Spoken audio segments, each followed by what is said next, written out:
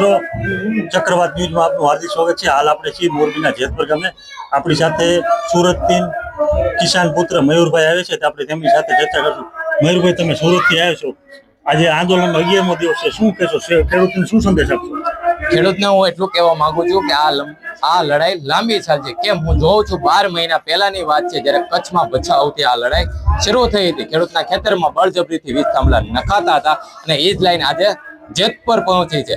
એટલે કે આ લડાઈ લાંબી ચાલશે। એટલે ખેડૂત ગુજરાતના તમામ ખેડૂતો આ લડાઈ માટે લડવા માટે તૈયાર થઈ જજો। અને સરકારને હું કહેવા માંગુ છું કે તમે 1 વર્ષથી ખેડૂત જેલમાં પૂરી દો છો, તમે બળજબરીથી તેના ખેતરમાંથી કાઢો છો, તેના ખેતરમાં જવા નથી દેતા, 7 બાર દેખાડો છો। એટલે તમે તમારા મનમાં શું સમજો છો? તમને એમ છે કે આ ખેડૂત ઝૂકી જશે, પણ આ ખેડૂત આજે પણ ઝૂક્યો નથી અને કાલે પણ ઝૂકશે નહીં। ખેડૂતોની યોગ્ય વળતરને લઈને માંગ છે। ખેડૂતોના ખેતરમાં વળતર આપ્યા વિના આ વીજ પોલ નાખવામાં આવી રહ્યા છે, શું કહેશો?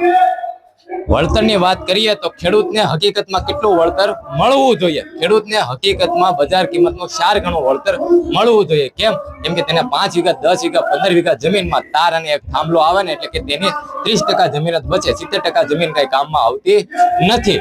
એટલા માટે ખેડૂતને બજાર કિંમતના 4 ગણા આપવાની વાત તો દૂર છે, તેને બજાર કિંમત પણ નથી આપતા અને જંત્રી પ્રમાણે આપે છે, જે બજાર કિંમત કરતા પણ સાવ ઓછી છે।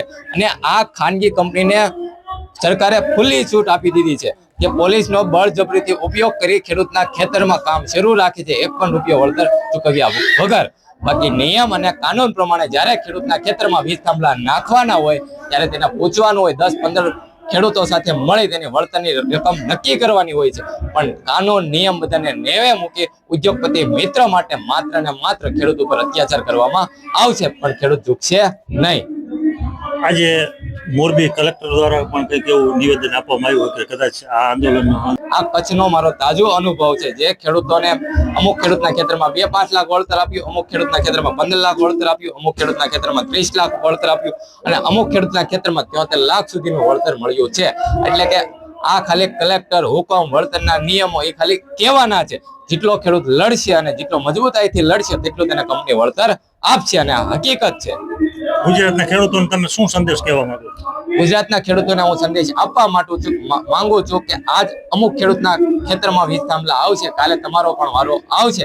કેમ કે આવનારા સમયના ભવિષ્ય પ્રમાણે જેટલી લાઈનો નીકળવાની છે તેમાં 80% ગામોનો સમાવેશ થશે। એટલે આજે આ ખેડૂતનો વારો છે, કાલ તમારો વારો આવશે। તમારો વારો આવે એ પહેલા આ ખેડૂતો સાથે ઉભા રહી, એક થઈ અને ખેડૂતો માટે લડો, તો જ આપણી જીત થશે। આભાર મિત્રો।